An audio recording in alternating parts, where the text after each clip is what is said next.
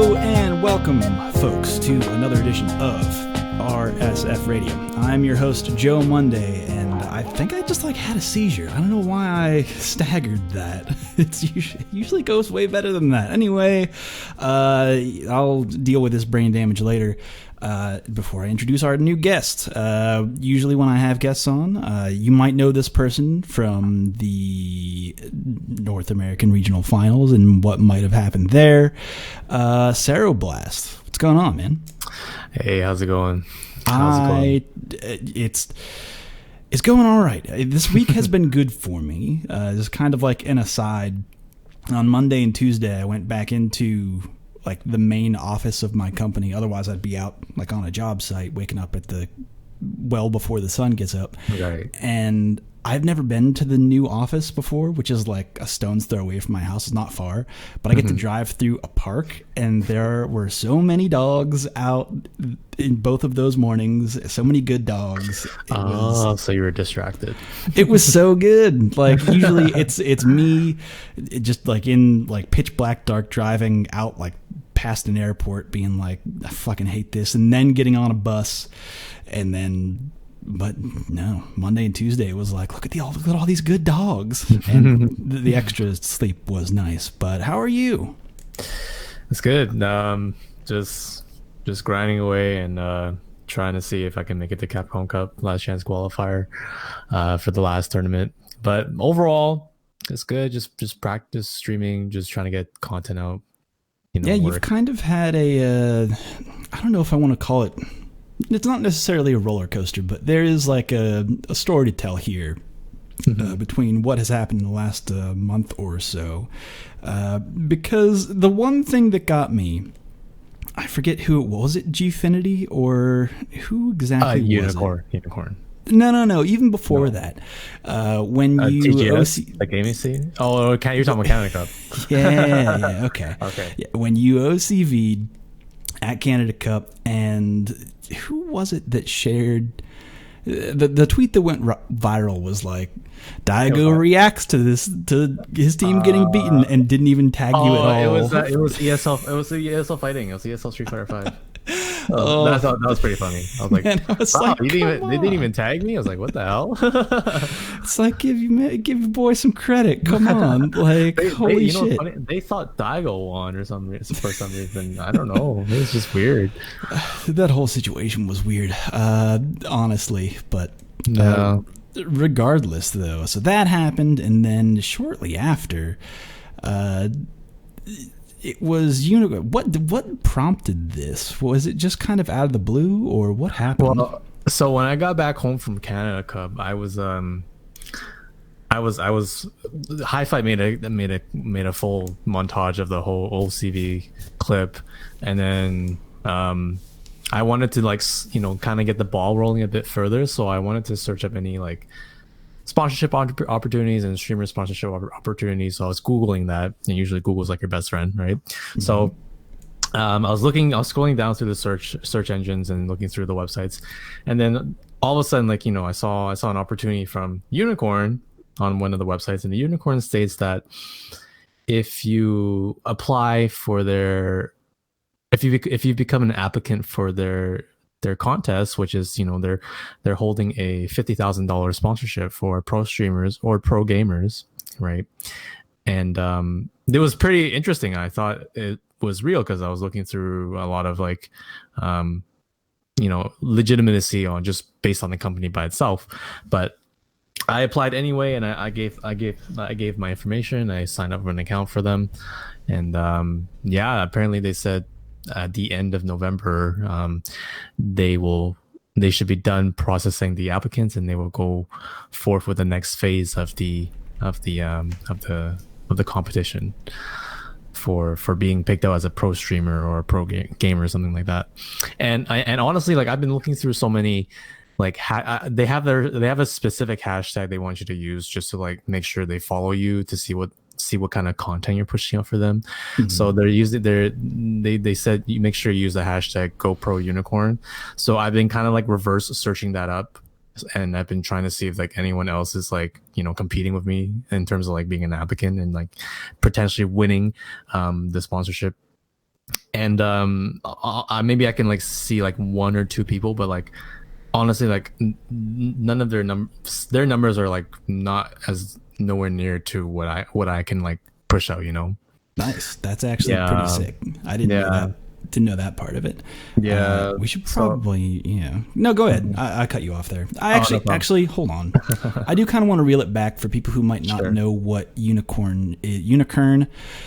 I keep saying unicorn because there is no O, but anyway, it's a website where you can. I know, but they all call it unicorn. It's just some internet fucking spelling. You know, it's like an esports betting site or something like that. Yeah, it's an esports betting site. They also do like news and articles sometimes as well.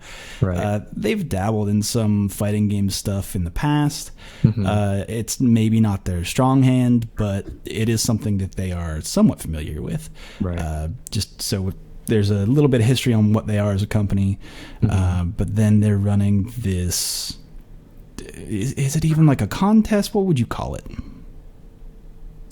I don't even know, man. I think I would say it's a contest because like they're handpicking out someone to give that $50,000 sponsorship to. It's just like a weird social experiment, honestly. I guess so. I guess, but like. Yeah, I mean it's actually pretty interesting because Justin just recently made a tweet about them before because he's actually presented on the website. Like if you go and search up like fighting game bets or something like that, you can actually see Justin you can bet on Justin to win a certain round or something like that. It's actually hilarious. And he's fighting some other random player on that website. Like it's a virtual generated thing, so like Justin's not guaranteed to win. Sometimes he will lose to a random player. I'm like, wait, that doesn't make any sense because if Justin loses to a random player, then you just lose the bet. But if I just bet on Justin all the time, I should win the bet, right? So this is some like crazy fucking salted bet ass, like, but with actual real money. I know. So there's that. I didn't find out Justin was part of that until later on. He's got his hand in everything. He does. His wick has been dipped in all the ink. Justin's everywhere. Like he has his own brand. He's part of like a lot of companies. So. Yeah, I mean he's got the power to do it. Honestly, though, it is.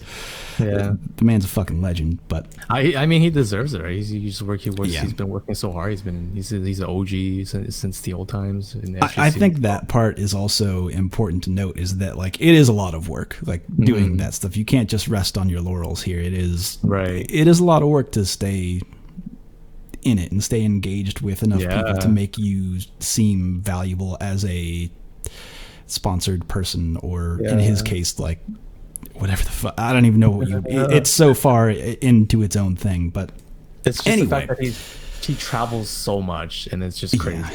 Yeah. And he just had a kid, so it's like I didn't like just have a kid, but he is a new father, so it's like traveling and he's a new dad. It's like shit's wild. I know.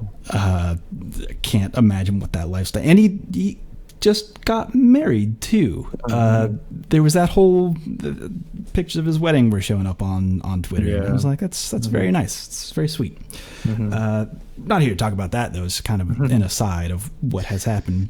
Right. But anyway, so what we decided at our Street Fighter, we were like, well, the season's nearly over. There's no real guarantee that you'll be sponsored by Unicorn, or we don't really know what's going on here, or even if they plan on honoring any of that sponsorship stuff, or it was like 10,000 retweets and like 20K. It's something astronomical. That's like this is crazy. These are crazy numbers that like the FGC really never ever gets to be honest. So we were like, you know what? If that's like close to 3,000 people, it might be over 3,000 at this point. Yeah, I mean, honestly, that's still surreal to me. Like getting that many retweets just for something like I didn't expect those kinds of numbers, to be honest. Yeah, opportunity presented itself, and then the FGC is resourceful. We will take that shit. And I think a lot of people were like excited that this could potentially be a thing. So us at our Street Fighter were like, fuck it. Like, I didn't plan on doing a last chance qualifier sponsorship like this on my end. Like, after, like, running sponsorships like takes a lot of time in the background to make sure all the wheels are greased and everything makes sense, right? And timing, it's a whole like timing based thing, and making sure that like the community can vote. But in this case, I was like, you know what, we just got finished with the North American Regional Final sponsorships, which all those players did tremendous, and they have shared their what their growth opportunities were like afterwards. Right. It's been really nice to see that kind of the after effects of that, and we'll be following those players up. But anyway, not important. But after that all happened, this is the usual time where I'm like, okay, I need to start thinking about like family stuff or buying Christmas presents, because like fuck all that jazz. This is terrible. Right. But now I was like, oh, we have an opportunity here. We can just seize on this and say, hey, you 3,000 or some people, even if you donated like 50 cents, like if everyone donated like 50 cents, like that would be huge. Like that would be able to sponsor you to that event, and then we would be like all set, like on our way for sponsorship for the next season. Like it just makes sense to me. So I locked Quasi in a basement, and I said, here, you need to work really fucking hard and make some good designs, or else you don't eat any. So he hasn't eaten for like three or 4 days. Oh, shit, Quasi, holy crap. No, he's just like one of the best like artists in the business, honestly. I talk him up all the time, but like he's so fucking fast and puts out quality work. And I think the work on amazing. Yeah, I think what he did for your design is actually pretty tight. Like, it's got like it's just good. It's real good. The links to all that Matcherino stuff will be in the show notes for anyone who's listening, or bit.ly/RSFLCQ2019, all lowercase, is where you'd want to go. Other than that, there is kind of a bonus with this, and I don't know if you got to see this yet or got to check it out, because like I know like this timing based thing here, but we're talking to each other on Wednesday evening, probably afternoon for you. I don't fucking know how time works. Oh, it's the evening here. Okay, is that like we just announced, like this just happened like an hour ago.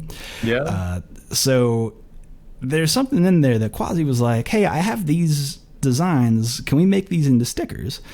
And I've been telling him for however long he's presented this idea. I'm like, nah, just like do that on your own. He's like, I don't want the overhead. Like, fuck this. Just make it for the sponsorship stuff. And it's these like really cute, like animal Street Fighters stickers. Oh, cool. They're pretty rad. Like I'm not a fan of stickers. That's not really my thing.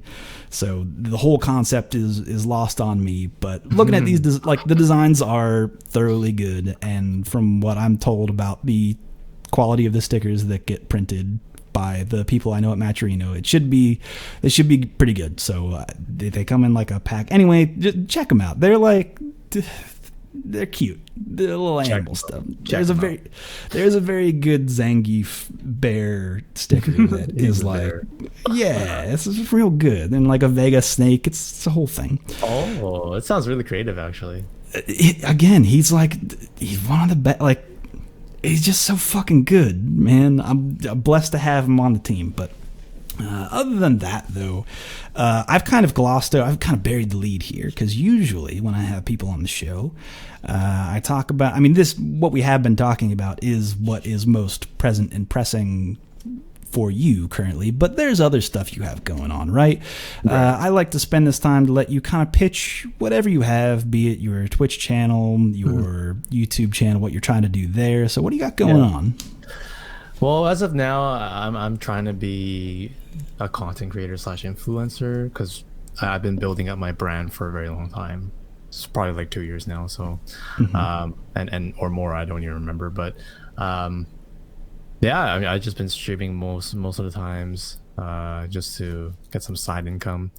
So twitch.tv CeroBlast /Shimikami. That name actually came from Bleach, and many people just keep asking, "What is that from Bleach? Is that from Bleach?" Yes, it's from Bleach. it's one of the special moves the Orankar uses. So there's that. That is all lost on me. Yeah. Anime is for perverts. Everybody can fuck. Yeah, they always kept asking me like, where did you get that name from? And honestly, like, I wanted to use Cero at first, but then like that name was always taken, so I was like, screw it, I'll just be like a corny loser and just put Blast at the end. and then when I was younger, I had like a goal in mind. Like, I was like, I want to make this name kind of, really famous. So here we are. I dig it. Yeah. I never thought about, I don't think it's that corny just to add Blast at the end of the name. Because I'm just thinking about like Joe Monday Blast. Joe Monday Blast. Yeah. As well as pushing out content for YouTube as well. But I honestly, like, it's hard to get that motivation to push out content for YouTube. It's just video editing just drains you, and especially when you want to be so, especially when you're someone like that has OCD, or you want to be like a perfectionist or something, you just have to make sure everything's so detailed in that video editing. And there's just a lot of people I know that they just take certain things and then they just clip it into the video and then they just put it out there and then they just be like, oh, I'm done. And then they still manage like 10,000, 20,000 views. Yep. Right. So, the return on investment, I just can't do that. Yeah. The return on investment for good YouTube work is, the money isn't there unless you go like the Patreon route and have like a setup of like planned videos in like a series of things that you plan on producing, because it is a lot of work if you want to make something of quality. There are people out there doing it, but the numbers that the FGC pulls, it's not there. Like, yeah, it's not there. You have to do something like this doesn't even work for all right, let me talk to you about hey kids, let's talk about the content funnel. What is YouTube for Twitch channels? In that, I think that a lot of the most successful YouTube channels, or at least like the clickable successful YouTube channels, your Sajams, your Avoiding the Puddles, aren't actually like made by those people, right? It's, those videos are edited by someone else and they get the revenue from YouTube, but all of the links in the YouTube stuff directs towards the Twitch channel, which is where they actually make some kind of income. Right. I think that works for the FGC, but again, is that like sustainable? Is that sustainable for a bunch of people, or is that just something that only applies to very few people who can say? Probably very few people, because like it depends on, you have to put in a lot of work. Like, look at Smug puts in like a video every week or something like that, or one or two. And Smug's doing good. Everyone loves his content. Like, he's funny, he's entertaining. Yeah, he's a natural born entertainer. Yeah. What's funny is, like, when I talked to him before, like, me and Smug are pretty cool, but when I talked to him about how he pushes out those content, he doesn't really stream that much. He probably, like, on the days where there's no tournaments, he'll stream probably 3 to 4 days straight. But there's days where I won't when I stream, I don't see him streaming, so it's just weird. But he only streams like 3-4 hours every time, and then the rest he's just doing video editing. So he has a pretty good, sense of balance of when should he like stream and when should he focus on video editing. Because he apparently, he told me like he does most of the video editing by himself, which is pretty cool. Yeah, it's just like a huge, it's just a big task for someone like that. For just one person, especially when you have so many things going on, right? Especially when he's trying to be a competitor and travel to events and be like a top, like a top tier player. Now he's just got qualified for Capcom Cup, so congratulations to him. Yeah, that's a whole other conversation. Actually, if you're listening to the show thinking that we're going to be talking about Capcom Cup predictions, I don't think we're going to do that this week. I have plans to get Glenn, aka the Game 2K, on the show next week or the week after. If it's next week, it'll be a late episode, but I think that'll be worth it, just to get his input on things. He, if you guys remember last year, he ran his stats. Did you ever see like the way that he runs his estimator for this stuff? No, I haven't. Oh man, he like runs all the numbers, right? And Really? last year he correctly predicted that fucking, why am I blanking on last year's winner? Gotcha-kun. I was like, why? In my mind, I was like, Goichi. Nope, that's not it. Yeah, Gotcha. He correctly predicted that Gotcha-kun would win. It was like fucking wild. So maybe he'll be correct again this year. Who can say? But all that. Any numbers? I think Punk is going to win this year. Really? You think it's his year? He's playing. He's playing out of his mind every time. Every tournament he goes to, he just plays out of his mind. You're not wrong. He is. Yeah. He's getting like a late season boost, I want to say. Yes, and he has been playing pretty well. But it's one of those things like Capcom Cup. I don't know. I feel like thinking about it every year, the person who I think has momentum going into Capcom Cup hasn't been the person that ends up coming out on top, or even like, I don't know, even like makes it top 8 sometimes. It's a fucking crazy tournament, but yeah, it's fucking stacked. I mean, seriously though, now the level of play that I think the world has gotten to at this point is so incredibly strong. There are so many. I mean, honestly, like most of the 32 players, I could be like, yeah, that person could win. They could have a chance of winning. It could work out for them. Yeah. Pretty much everyone's a wild card, you know. I mean, honestly, though, and that's not to say that Street Fighter V as a video game is like some random roll of the dice. I don't think that it is, especially at the level that those guys are playing at. It's just, man, the competition is fucking fierce, man. I just feel like whoever has like better mental capacity should win in the end. Yeah, I think that's part of it. Like there is a mental training that you can do. There is a preparedness that you could be going into it. But anyway, I'm kind of off topic here because I want to kind of go back to some of the content that you make, because I actually really enjoy the stuff that you make. You've made some very like high quality videos that I think are worth watching. So people should go check out your YouTube channel for sure. Yeah, I definitely agree. I've put a lot of work into that. It's just I need to do more, so I think I need to start finding a balance of when. It's just I was able to find a balance between, you know, focusing on my Twitter stuff and Twitch stuff, but on Twitter I'm actually really happy with how it turns out. Like usually when there's something, you know, something going, like when I want to make a clip from Twitch and transfer it over to Twitter, like usually I've been averaging like, you know, a lot of views here and there. Like it's actually pretty impressive. And then just right after Canada Cup, we jumped from 3,000 followers to almost 4,000, so that was pretty cool.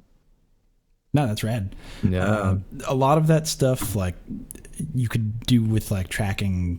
Are we gonna get? I'm like weighing in my mind of whether or not we should get into like Twitter, like stat tracking, all that bullshit. We should, because you can really get in the weeds of like how many impressions does something have, like how many people does this see? Because like that's a whole other issue of like, does that stuff matter? Anyway, Twitter analysis or what analytics is just, it's just like it doesn't like, how should I explain it? I don't even know how to explain it. It's just a weird thing to try and sell to someone, which like sometimes like it can work. Like it is a card you can have in your hand. It's just one thing I do want to talk about though, while we were still on the YouTube side of things, is that I'm not 100% on the laws as of right now, but there were some FCC new rulings that make YouTube fall under all of this stuff, to the point where if you make content that can be construed as something that is for kids, but then it is explicitly not for children or not appropriate for children, you can be fined up to like $42,000. And this doesn't apply to just the US. This is like if you if you make content for YouTube, you can be held liable here.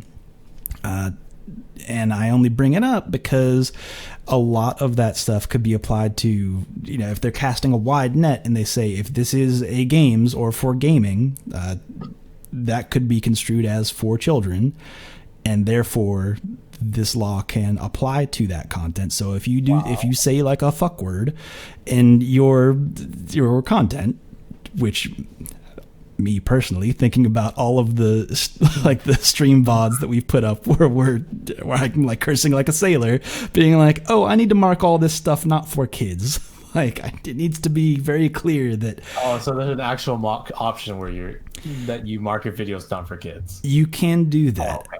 However, it's like you could do that video by video, or you could do it just for your entire channel. There's ways to do that in your settings. It's like under advanced settings.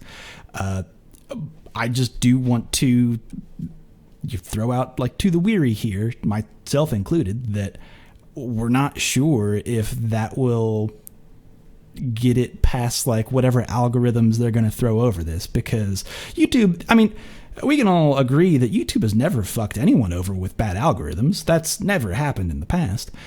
So I can't imagine how them applying a children's algorithm, like identify children content algorithm, to whatever they're looking for to flag certain videos that made, I don't know. This is the nightmare future we live in, folks.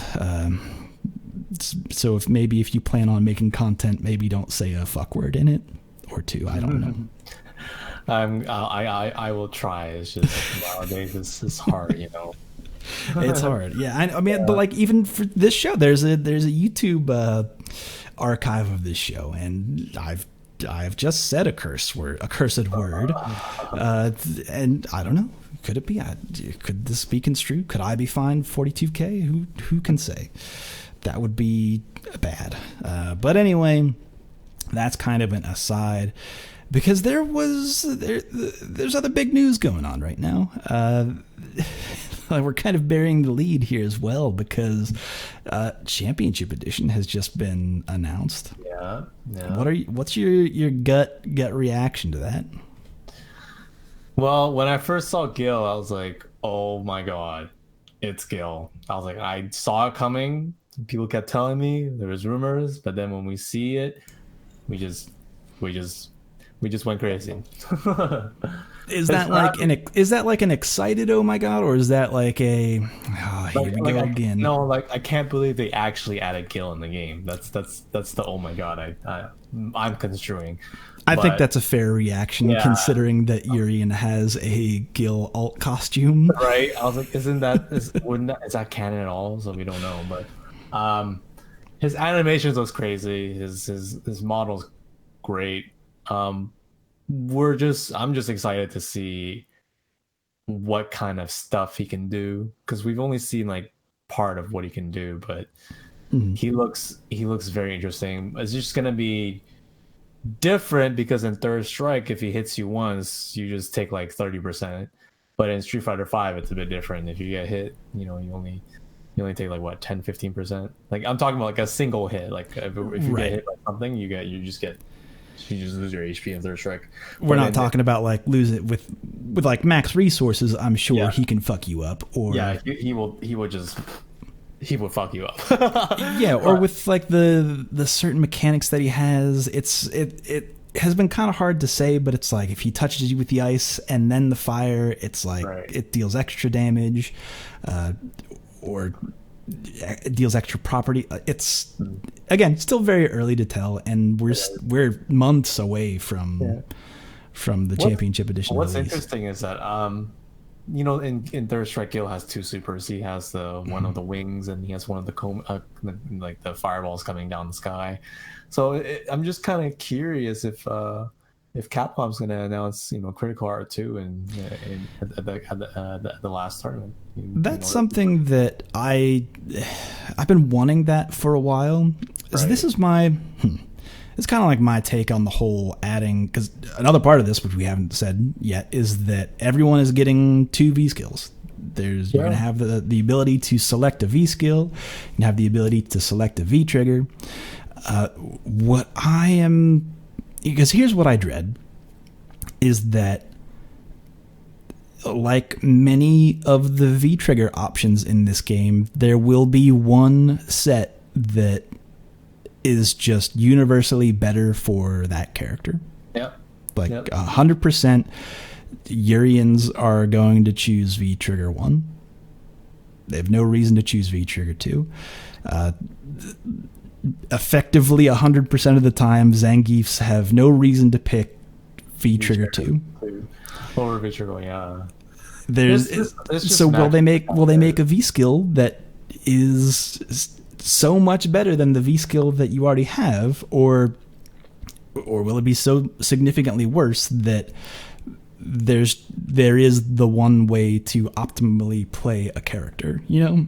Right. But again, it's just everything is so dependent, because Street Fighter V, like when you're playing someone, everything is just so subjective, right? So it depends on who you're fighting against, right? What do you mean by that exactly? Like everything's always changing, and someone has like their own opinion of something about the game or something, how they approach the game. Some they might think that, like, I'll give you an example of like when I play against Fong, that's like one of my favorite matchups, and I love playing against Fong. Fong, I think, is like in Ken's favor, and that's probably only Ken's good matchup, in my opinion.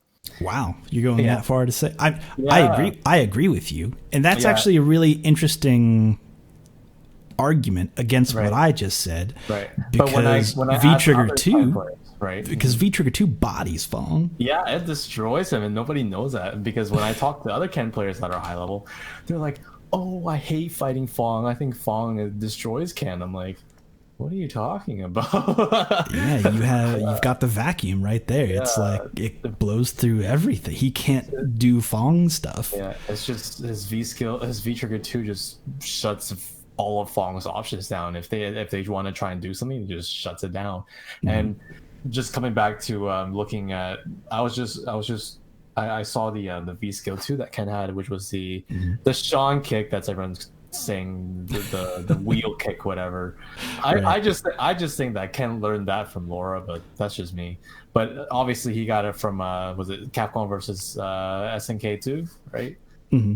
Yeah, so apparently it's supposed to go over projectiles. Now we don't know if that's completely true, because if you look at the clip, it goes through the projectile, but it was fully charged. They didn't do it when it was just regular, like just uncharged. So there's that. So we don't know if it fully goes to projectiles by itself, or you have to charge it. If you have to charge it, I don't think it's a really decent V skill at all compared to run cancel. But if it does, then it will be really good in certain matchups, because then you can start abusing, plus frame moves, and Ken really needs that. He doesn't have that many plus. He does, but those give him too much pushback, so essentially he kind of loses his turn if you really know the matchup when you fight Ken. Mm-hmm. But with this, if I do full V skill charge, I should. They said that I should be +2 on block, so there's that. I just hope it's either overhead, or it looks like it's overhead, but I'm doubtful that it's an overhead, because before we sat down, I did say someone confirmed that it is not an overhead. Yeah, because I doubt it, because he already has 2 overheads, so giving Ken another one would be kind of ridiculous. I just think we just need to see more of it. I don't want to assume too much, but if I really think about it, on paper, it will help Ken's neutral more, and it will help with his bad matchups more. So any character with non-reversal, they would have to hold that mix up, because you can just knock them down and then just charge V skill, and they have to take that. They have to take it, right? So that's what I think would be one of the best advantages of V skill 2, is just having better neutral. What I would also bring up is that, would that hurt his crush counter punish damage? It probably would, but we don't know if he can convert off of that anyway, right? Sure. If he can convert off of V skill 2, because we don't know if it crush counters. If it does, that's great. That would be great. Yeah. If he can convert off of the run cancels like, you do stand fierce into run. Maybe he can do stand fierce into charge V skill 2 and then just combo after, right? So there's that.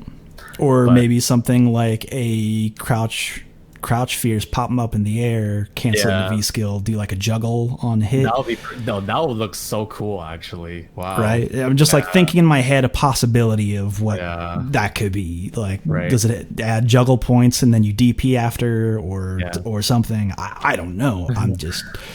And then the other thing to consider is, will it have different properties when you are in V-Trigger? Right.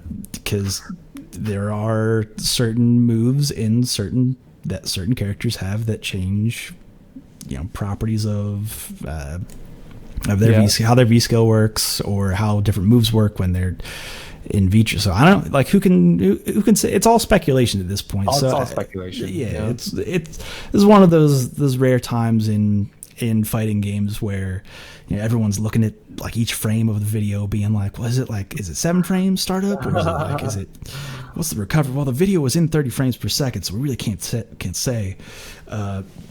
These are fun times, but again, it's all speculation, but we can only get excited about it and think about what is to come in the future. But second critical art, I think, would be interesting. What would you want for Ken's second critical art? Probably his special art 3 from Third Strike, where he does like the kick into Tatsu. Is that not really dissimilar from what it? I mean, functionally, it is not the same as it is. Or actually, no.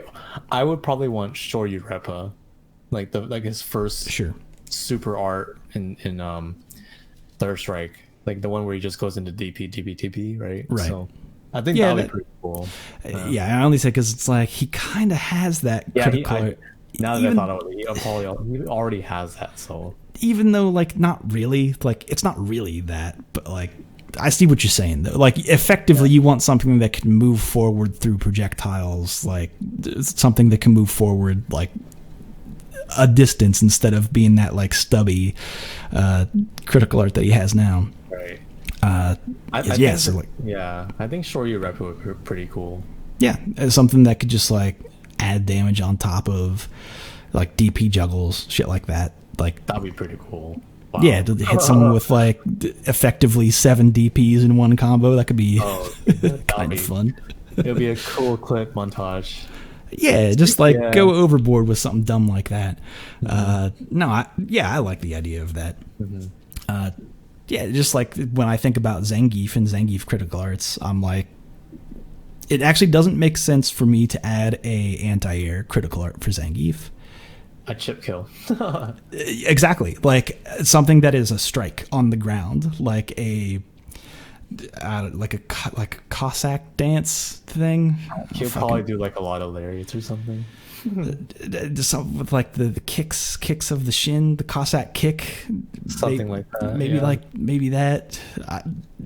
Something for a chip kill that's if someone is right, or just something, I don't know, something like that, because he's already got Borscht Dynamite, which would be much safer to do, or in a lot of instances than an airborne or an anti-air critical art. I mean, I don't know, because again, it's not. This is just a pipe dream at this point. We're just playing a guessing game. Green Hand is a pipe dream for Geef players. No, Geef does not. Listen, us Geefs have been talking about this for ages, and it's that people who used to play Zangief in prior games, or specifically Street Fighter 4, who were bad Zangiefs want Green Hand in Street Fighter 5 because they don't understand what actually made Green Hand useful as a utility in Street Fighter 4, whereas they just took advantage of people not being able to react to a light punch. Yeah, they think it bypasses neutral. Exactly. It's just something that'll move me forward in the neutral. It's yes, but not in the way that you're thinking. No, which Zangief in this game doesn't necessarily need that, and I'm sure if they gave it to him, it would be like fucking terrible and not at all as useful as a flex would be. No, shut the fuck up. He doesn't need Green Hand. It would make sense for Gief's V skill to be Green Hand anyway. I think it'll just be more negative on block this time. More negative? Yeah. Excuse? Yeah. Not to say that like every version of Green Hand outside of EX was already negative in Street Fighter 4. Excuse on hit. I think if it was spaced properly, it would be hard to punish it though.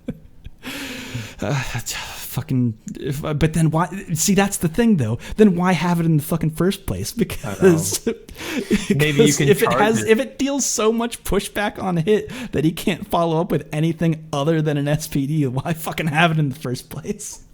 Maybe they want to add charging on it, so if you hold the Green Hand, it'll go further and it'll change the frame data. You never know. I'm surprised they didn't add fake fireball for Ryu. Yes. I think he really needed that. Here's the other question. Here's the other pipe dream. What if there's an extra set of balance changes that we have not yet seen or have not seen coming yet for Championship? Who's to say that something like that isn't coming? New move list for every character? That'll be pretty interesting. I mean, maybe not like a whole new moves list, but like maybe a thing added here, a thing added there. Yeah, like an extra move for every character. That'd be pretty cool. Yeah, or even just like something significantly changed on an existing move to maybe change the prop, just to like shuffle shit around a little bit, fuck up the balance. Who cares? If Ryu got fake fireball, everything would change. That'd be tight. That'd be real tight. I agree. He would still have to play honest, but oh my gosh, the people would just get mixed up left and right. Yeah, just like a at range low forward into fake fireball, dash forward, stand medium punch. Like that would be so cool. Oh yeah, like some dumb shit where someone's like, "Oh, I have to hold back here because he's throwing a fire." Oh no, I got thrown. Like just some dumb shit like that. Something to give him a little bit of, or give his opponents a little bit of pause because he's basically not just you can as straightforward. stance cancel the fake fireball. You can just Yes. like fireball and then dash up after. That'd be really cool. Exactly. I think I am in huge agreement. And considering that like a bad fireball from Ryu can be the end of a round for him because his fucking hurt box is same with Ken, is that their hurt boxes are like way fucking out there. And they are. I just think he really deserves something because he's just weak. He's horrible. Yeah, they have kind of shown off his new V skill, and it looks like it acts similar to like Colleen's current V skill, right. Of like it can absorb something and also has an attack follow up. Is it plus or minus on block? We don't know yet. It's kind of how it functions. But everyone's initial reaction was probably like, oh. Wow, Ryu just gets another parry. Yeah, that would be the unfortunate thing that Ryu will have 3 parries but actually have 0 effective parries. Right? Yeah. It's like none of them are. He's got 3, but none of them are useful. Be sad. Because back in the day, if you play Third Strike and you parry, and if you parried, you have the option to still block. Right. Mm-hmm. In this version, if you parry, you're still negative when you parry something. It depends on the move though. Right? And you're tied into you're still married to an animation there and a recovery from a parry instead of just basically effectively immediately recovering and not having to worry about, oh, did they tick throw me? Because if so, I'm fucked. That'd be bad. You can't parry a jump in because they'll just throw you and they can react to it. Also, for the crazy thing is the parry mechanic in this game is a little bit different. Let's just say you parried an attack that was going to hit you at the same time. Like let's just take Guile for example. Let's just say Guile did V skill into Boom and you parried that and he jumps in right after and hits you with a jumping attack. Mm-hmm. If they both hit this at the same time, like if the boom, you're still parrying the Boom, but if the last V skill Boom hits you while he's jumping in and he hits you at the same time as the Boom, your parry only parries the last hit of the Boom, but you still get hit by the jump in. Yeah, even if you're mashing that parry as hard as you can, so it doesn't matter. Yeah, so back in Third Strike, when something like that happened, then when you parry, it parries both attacks at the same time. Mm-hmm. If both happen at the same time, so the parry mechanic in this game is kind of lackluster. It's just not the same. Anything else that you might be looking forward to for Champion Edition? Well, how much time do we have? It's 5:40. All right, let's bring up the topic. I want to bring up the next year upcoming stuff for Street Fighter. You know, I'm sure you noticed, but there's the Olympic announcement for Street Fighter, which is pretty Jesus Christ, which is it's going to be a nightmare because it's going to be online right? Qualifiers, baby. I know. What I'm interested is Intel going to use consoles, or are they going to use PC for the tournament? You know, that is an interesting topic. I mean, it would make sense that they would go with PC because they are a PC company, right? So. And it would also make sense that the few actual IRL tournaments that they are running, that they would be in charge of, they would be small enough because they're invite, or basically they would know who is going to be there, that it will still be a headache to get all those like controllers updated on whatever PC that they're using, but it is much more manageable than having, say, an open bracket where Johnny Donuts brings in a Guitar Hero controller and says, "This is my fight machine stick," and then having to fucking deal with that instead. You know what I mean? Like it's like within the realm of possibility. Like people make their own shit, and everyone's stick or hitbox, or even whatever the fuck amalgamation you play on is different from everybody else's, right? It's like it's a fucking nightmare mix box. It's gonna be a nightmare. Mix box bullshit that you. Thing sucks.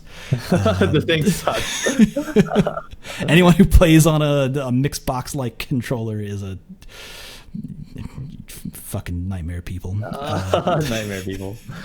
Yeah. What's interesting is I think now that the Olympics was announced, I think next year there might be a demand for. And I talked about this in stream earlier, but there's going to be a demand for coaches for the game. So sure.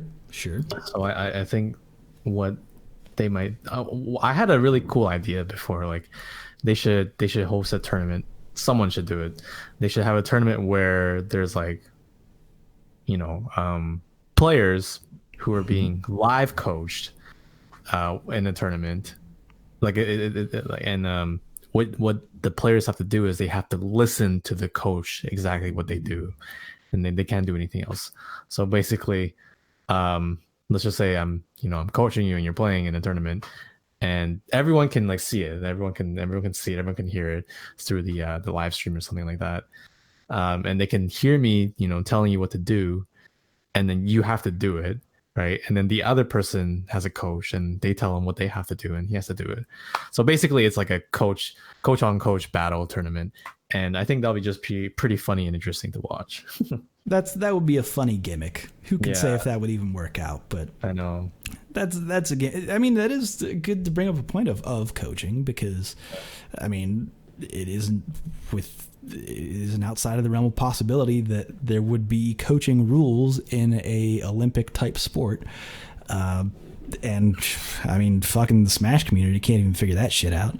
Right. They figure that getting a little encouragement from your girlfriend is a distinct advantage. Oh, my goodness. I don't know. So for people who didn't see it, someone wrote a fucking op-ed on my opponent got a back rub from his girlfriend, and therefore that is cheating under the coaching rules. That's emotional coaching.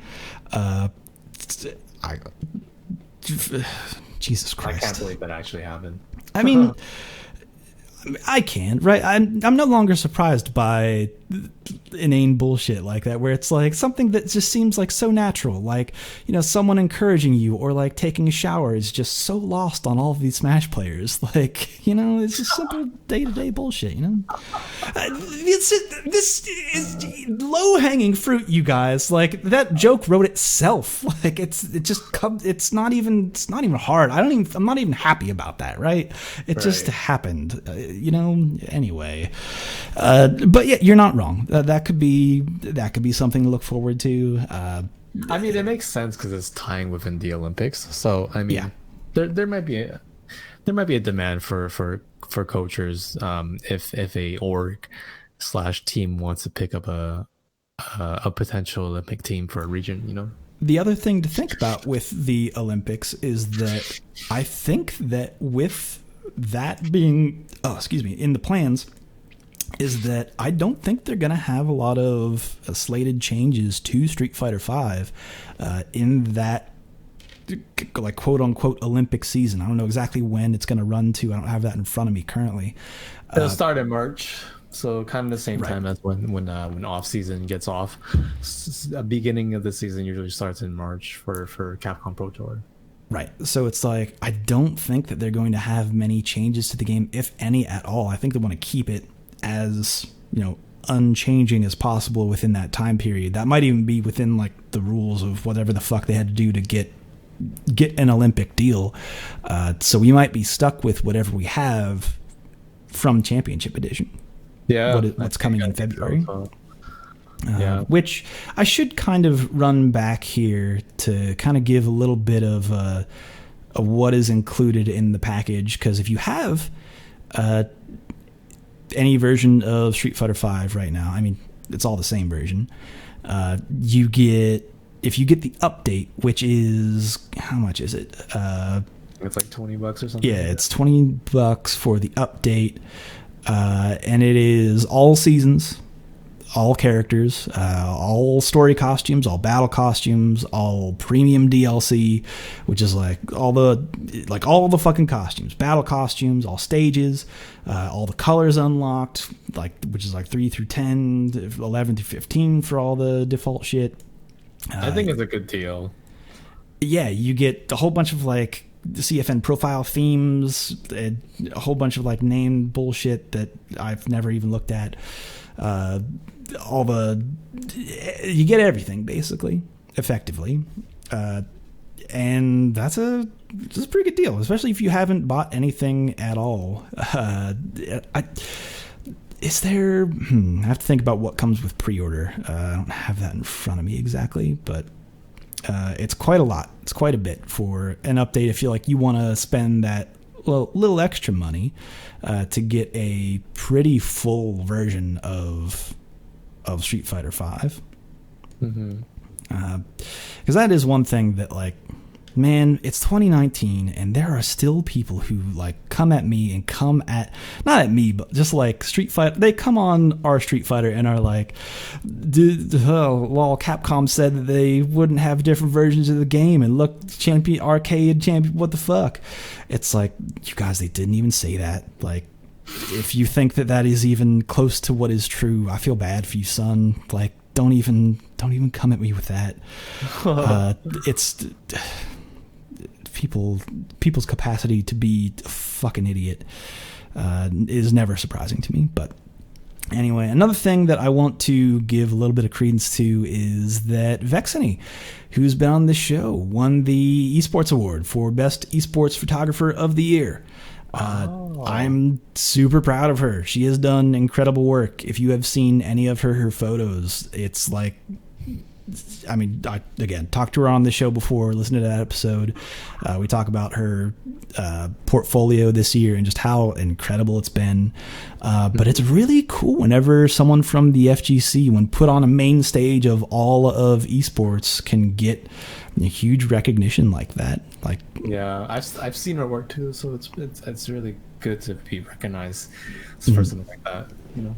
Yeah, maybe one of her best photos of the year is of Arslan Ash after winning Evo. Oh, that photo was amazing. it's just shoot, right place, right time, and what a moment. There's such a good story behind that as well. Like everyone involved, like even like Sherry Jennings being involved with like getting him being a major role and getting him over here.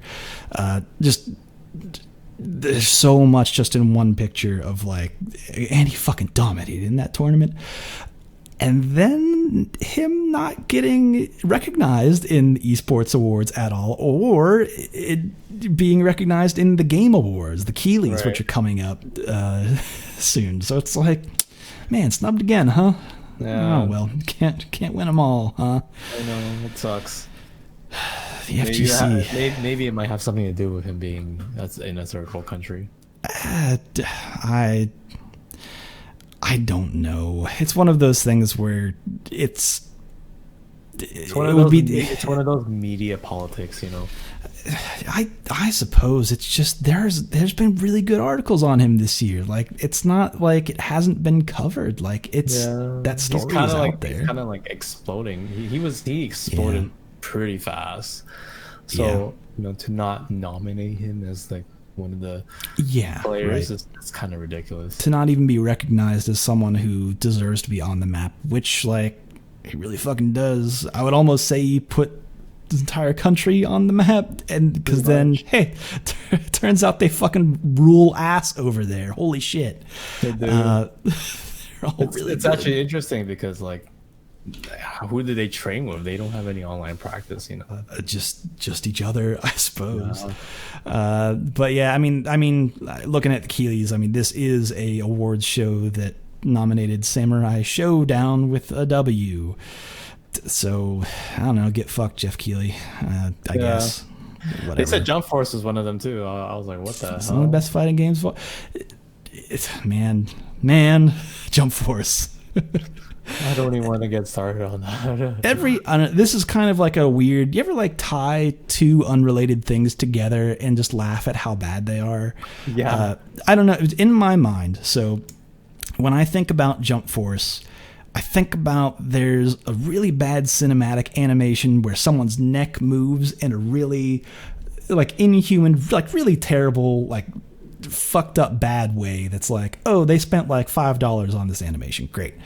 And I think about that, and one of the edits of one of the George Lucas edits to the original Star Wars, where it's Han and Greedo in the cantina, and then Han's neck moves in a weird way to avoid being shot by it moves like sideways. And I tie those two things in my brain together because they are universally trash, and I cannot. They are forever bound together in the depths of hell. What is my brain? Unfortunately, I don't know. Jump Force might be a fine game. I've never actually played it, so I can't. I have no actual opinion. I don't either, but I've heard way too many negative things about it. Again, not firsthand experience, but whatever. I suppose that's all the news for the day. There is some CP standing thing. You know what? I'll talk about that on next week's show. That'll be fine. I guess the Stadia is also out. That doesn't matter for us at all. No one in the FGC should really give a fuck about that. I heard that what the fuck did they call it?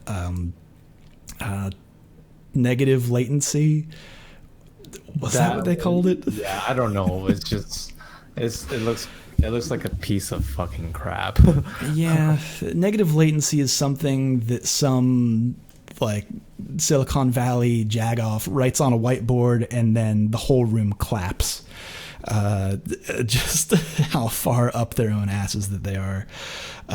Okay, that's about all the news. But before we kind of sign off here, we're kind of running out of time. Is there anything else that you want to cover or send people before we close out the show?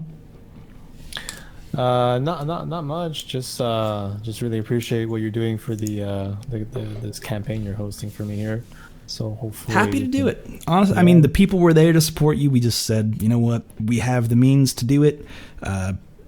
I have a little bit of energy left in me to run one more campaign before the end of the year. Right. And I think we'll get there pretty quick, and you'll be well taken care of. And you get some sick ass design after the end of this. Yeah, so, I hope It looks like everything will turn out great.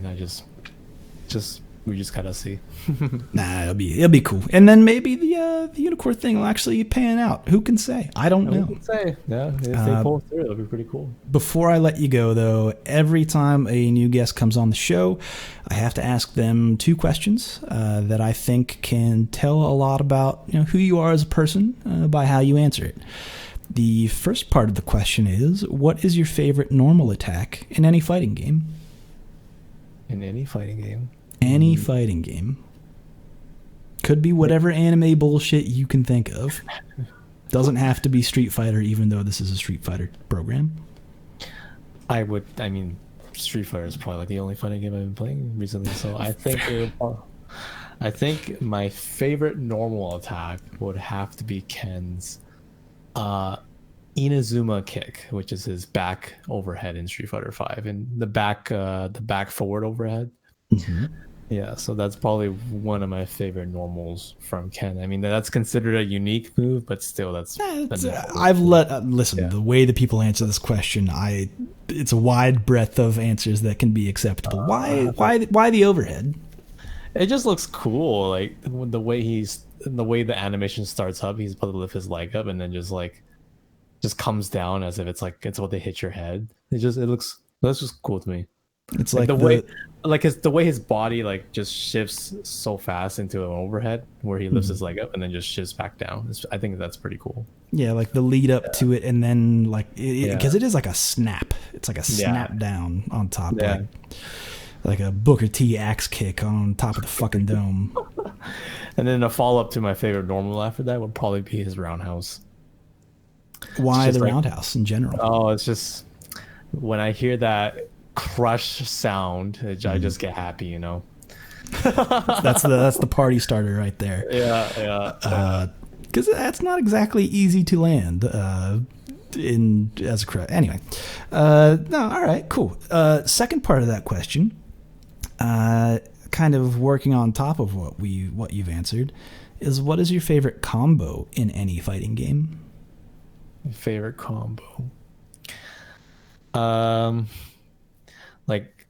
just in general, or like an infinite, or because the combo can mean so many things. Just let your mind be. There's no boundaries here. I know. It seems like there's about a cage around this, but it can be.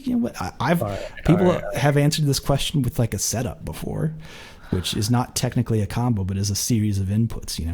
Okay, well, I remember playing Marvel 1 back in the day on GGPO. So my favorite combo would be when you transform into the Ken from Ryu. There's an infinite, or kind of like a combo string or a frame trap, you'll call it.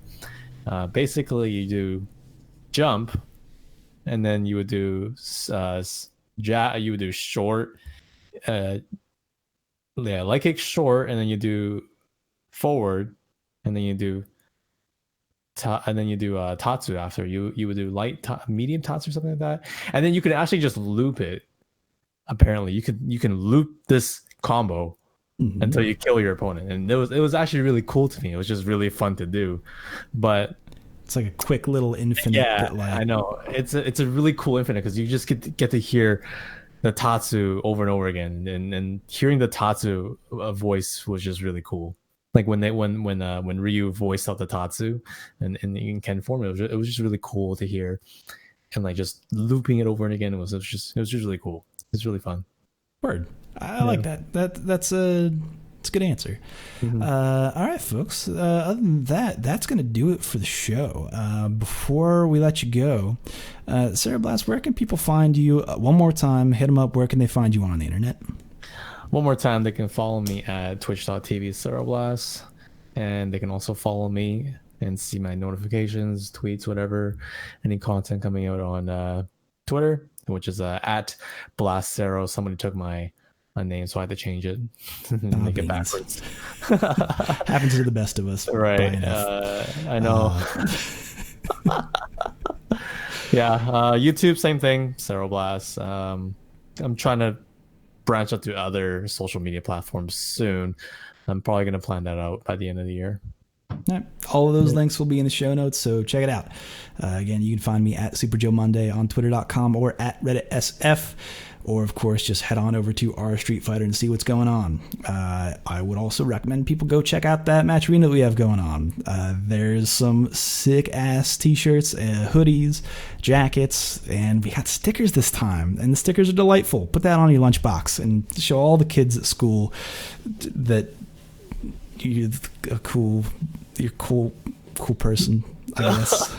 I don't know where that was going. I started that and just I left myself out to dry. Nowhere to go from there. All right, folks, that's a show. We'll be here every Thursday. Don't forget about the tournaments every Monday night on the East Coast, every Friday night on the West Coast. There might not be a Friday tournament this week. I'll have to double check to be sure in case someone else runs it in Kamikaze Warrior's stead. But that's the show. See you next week, folks. But until next time, take care. I'll catch you later. Peace.